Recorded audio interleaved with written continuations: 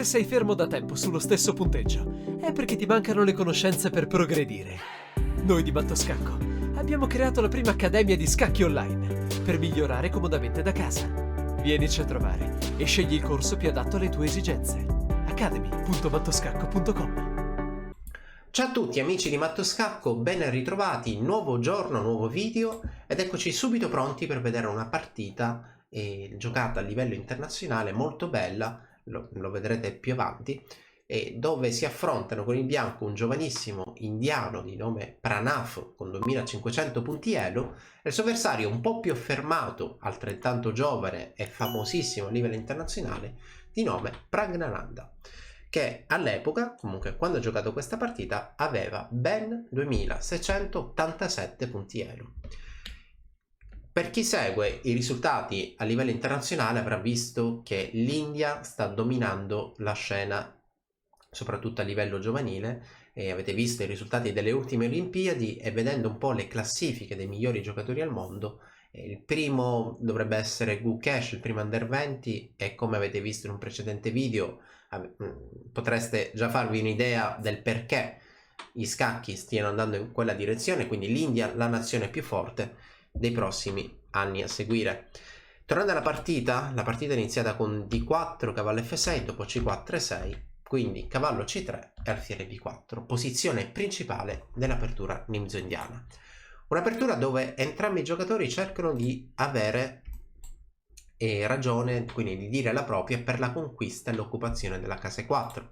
Il cavallo controlla la casa E4, il bianco ha fatto lo stesso per cercare di spingere l'E4 e il nero con questa mossa neutralizza la possibile spinta centrale.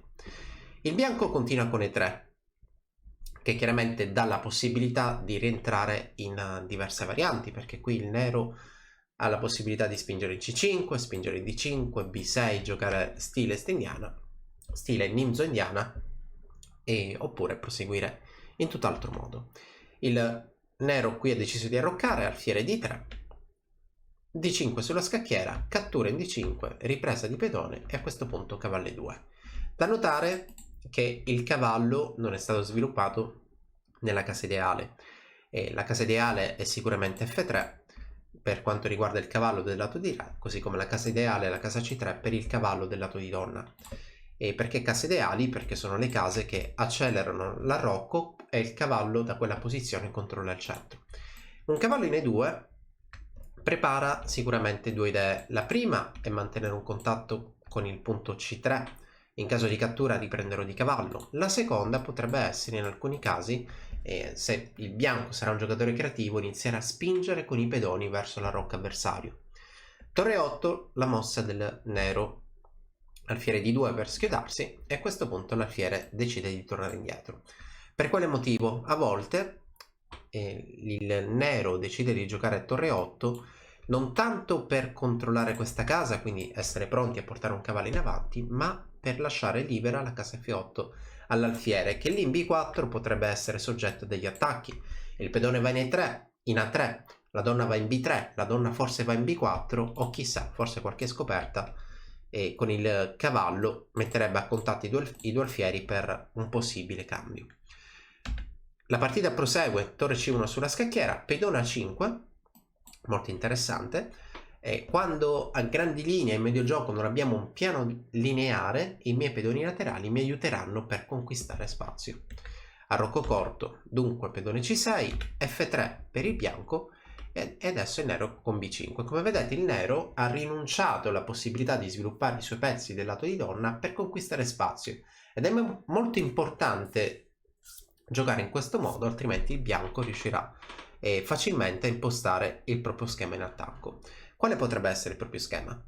Dato che un pedone è andato in F3, un'idea potrebbe essere quella di giocare 4 e sappiamo bene che quando arriverà ai 4 la successiva minaccia potrebbe essere 5 per conquistare spazio. Un pedone in F3 prepara anche la spinta laterale con questi pedoni che potrebbero attaccare il lato di re. Chiaramente sono pedoni dell'arrocco e quindi qualsiasi spinta sarà molto impegnativa. Il nero abbiamo visto che non ha perso tempo muovendo i pedoni del lato di donna e in tal senso, dopo aver portato i pedoni in avanti, decide di sviluppare i pezzi dietro di loro. Il bianco rimanovra portando i pezzi, in questo caso il cavallo lì in E2, direzione chissà anche lui verso il lato di re, e adesso il bianco si trova di fronte al fiere di 7. Chiaramente quando il cavallo si sposta c'è un contatto sul pedone C6 che deve essere difeso, neutralizzato. E adesso il bianco continua, G4, G4 sulla scacchiera, quindi nel momento in cui le idee del bianco, il bianco ha svelato le sue carte, voleva attaccare, avere un gioco molto dinamico, un'iniziativa, e questo cavallo in F4 è importante perché dopo G4 potrebbe arrivare G5 e il cavallo da F4 ha tolto la casa H5 al suo avversario. H6 per il nero, donna E1, alfiere B4, cercando di proporre dei cambi che chiaramente possono alleggerire la posizione, e di fatto c'è anche una minaccia tattica perché il nero vuole catturare il pedone 3 dato che i due alfieri si guardano a vicenda, però l'alfiere bianco in questo momento è inchiodato. Cavallo C3 ristabilisce la difesa del pedone E3 e a questo punto alfiere D6 si torna indietro. Donna F2 per il bianco, C5. Guardate che differenza, sappiamo che ha un attacco laterale e qui il bianco è già pronto ad attaccare lateralmente con la spinta dei pedoni sul lato di re, corrisponde una reazione centrale. E quindi quale miglior reazione che C5? Però C5 è una scelta impegnativa perché è vero che conquistiamo spazio al centro, cerchiamo una reazione centrale, però abbiamo lasciato un pedone senza difesa. La partita è andata proprio così, il bianco accetta questo pedone, il nero si rifà al centro in D4 e dopo la ripresa il cavallo salta in B4. Quale mai potrebbe essere l'idea del nero? Il nero è un giocatore più quotato, sta giocando contro un parietà, ha appena sacrificato un pedone e la prima motivazione è: io ti do un pedone ma rallento il tuo attacco. La seconda motivazione potrebbe essere: io ti do un pedone, però a cambio voglio cercare di avere iniziativa e riorganizzare i miei pezzi contro i tuoi contro il tuo lato della scacchiera dove magari sei meglio organizzato. Infatti il cavallo in B4 a volte tatticamente potrebbe minacciare cavallo per A2 e devio il cavallo avversario per poi rifarmi in B5, oppure posso minacciare alfiere per B5 e quando il cavallo si sposta cattura in A2 recuperando il pedone e guadagnando un tempo contro la torre. L'alfiere bianco torna indietro, la donna nera va in attacco e donna B6 crea indirettamente dei fastidi contro quel re avversario. A4 sulla scacchiera, abbastanza tipico, di fatto se la minaccia viene contro quel pedone in A2 glielo sposto in A4 e fisso il controllo della casa B5. Più avanti probabilmente salterò con un pezzo leggero. Torre 7 per il nero, torre D1, torre 8. Il bianco ristabilisce il suo avamposto, quindi porta quell'alfiere alla conquista della casa B5, arriva a donna B8 guadagnando un tempo su questo cavallo e arrivano le prime semplificazioni.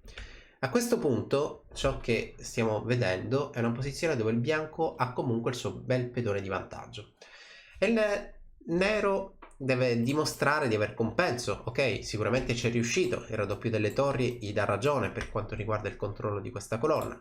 Un cavallo in B4 in avamposto, quindi è irremovibile da pedoni avversari, è pronto a saltare in D3 o forse in alcuni casi in C2.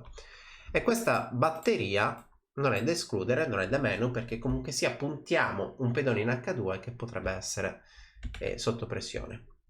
Tuttavia mi serve qualche altro attaccante.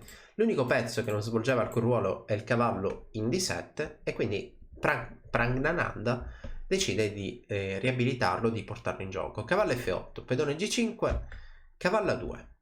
Tattica: il cavallo da F8 era già pronto a saltare in avanti e dopo pedone G5 è il momento di creare tattica. Questo cavallo aveva un ruolo: difendere l'ingresso in E2 e quindi a questo punto dopo cavallo per A2 la torre, il nero soddisfatto raggiunge l'ingresso in E2, la donna è sotto attacco, si sposta in H4, torre per H2, attacco la donna avversaria che si sposta nuovamente in G4. E guardiamo qual è il dettaglio. Il dettaglio è della posizione che quando il bianco ha spinto il pedone in G5 ha vincolato la donna bianca alla difesa del cavallo e quindi il nero che rientra in questa posizione gioca sul fatto che questa donna debba difendere il cavallo, quindi si trova in una situazione di intralcio, una situazione di difficoltà. Pedone F4 per il bianco, cercando di rafforzare tutti i pezzi, però guardate quanto è scoperto questo arrocco. Pedone F4 chiude la comunicazione alfiere donna per la difesa della torre, ma adesso arriva anche l'altra torre e quindi questa è già una posizione complessa. Pedone per H6, donna D8, non perdiamo tempo. Ok, qualcuno potrebbe dire, ok, gioco torre G2 e recupero la donna, però il problema è che il bianco dà volentieri la donna per azzerare e neutralizzare l'attacco avversario. Questa è una posizione compromessa perché oltre alle due torri c'è anche la presenza di un cavallo, quindi sono due torri e un cavallo per la donna avversaria. E allora in partita, dopo pedone per H6, donna D8, la mossa giocata dal bianco, e quindi cavallo C3 per rientrare in difesa. Però attenzione, donna H4 veramente bella, si gioca contro il pezzo bianco che non è difeso da nessuno, in caso di cattura segue il matto istantaneo, e allora a questo punto è il momento di semplificare. Cavallo per E2 è una mossa necessaria, dovuta. Ecco qua, quindi, o meglio, donna per E2 sulla scacchiera, ovviamente sul cavallo per E2, donna per G4 e ciao, ci daremo la mano nel giro di qualche mossa. E dare la mano è qualcosa che si fa a fine partita, quando i due giocatori terminano la partita. Donna per E2, torre per, cavallo cattura e donna per H5.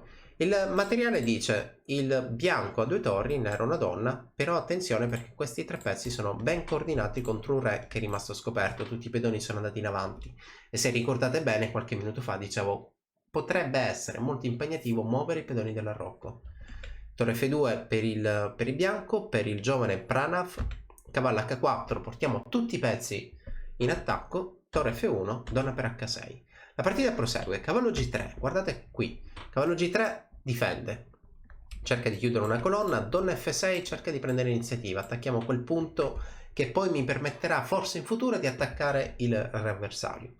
Alfiere C3 difende, pedone G5, indirettamente attacco il cavallo e dopo una possibile cattura, purtroppo per il bianco, seguirebbe donna per G5 con l'attacco successivo sul punto G3. Quindi pedone F4, cavallo E2 difende, pedone cattura F4, nuovamente apro le colonne contro il re del mio avversario, re H1, pedone F3. Questo pedone ha fatto tanta strada perché da G5 in 3 mosse è riuscito ad arrivare in F3.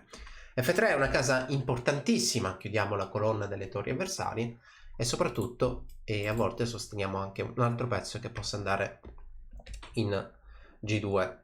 Cavallo G1 la mossa della partita, donna H6 minacciando possibili scoperte. Questo re è molto scoperto, una mossa come torre H2 non è possibile perché l'alfiere è presente e come vedete adesso con tutte quelle frecce che ho appena colorato, tutti i pezzi neri sono lì pronti, concentrati contro questo re bianco. Alfiere D2 sulla scacchiera, donna H5, cavallo H3 e dopo alfiere G3 attacco questa torre che è rimasta lì intrappolata.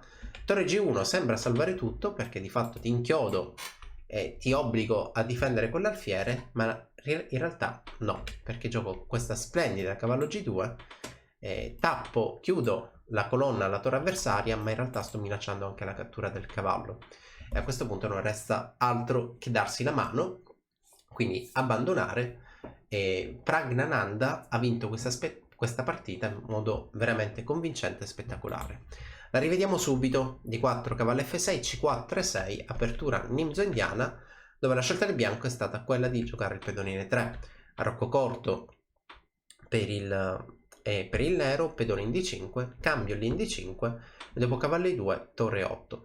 Torre 8 vuole sostenere un pezzo che vada in E4 oppure lasciare la casa libera all'alfiere.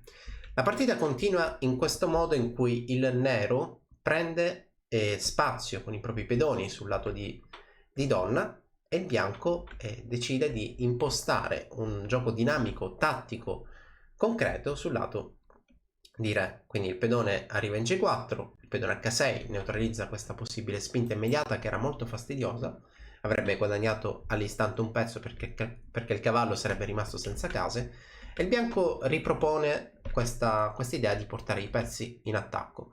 C5 per prendere spazio, e guardate qua, è vero che il bianco ha appena guadagnato un pedone, però come abbiamo visto in partita il nero ha sempre iniziativa, o comunque sia fatto un sacrificio di pedone a lungo termine, dal punto di vista strategico, un sacrificio di pedone che ha creato una leggera iniziativa dal punto di vista dinamico, creando piccole coordinazioni contro i pezzi avversari. La partita dunque è continuata in questo modo. Cavallo A2, la tattica che permette al bianco che permette al nero di entrare a prendere iniziativa, e dopo G5 qualcuno dovrà difendere questo cavallo, e di fatto quel qualcuno è la donna che si sposta in H4 per poi spostarsi in G4, e qui sono certo che il giovane Praggnanandhaa era già sicuro che questa partita si sarebbe conclusa a suo favore. Ci sono tanti temi di matto, questo è un pezzo non difeso, la donna in G4 non è difesa, e il tema di matto che si crea è giocando appunto donna H4. Questa donna nera è impossibile da attaccare e si costringe l'avversario a catturare e a dare la donna sulle due torri, restando con un cavallo in E2 sotto attacco, ma cosa molto più importante, con un re totalmente scoperto. I tre pedoni che dovrebbero difenderlo sono andati avanti lungo la scacchiera. Torre F2, cavallo H4, raddoppio delle torri, donna per H6 e a questo punto donna F6.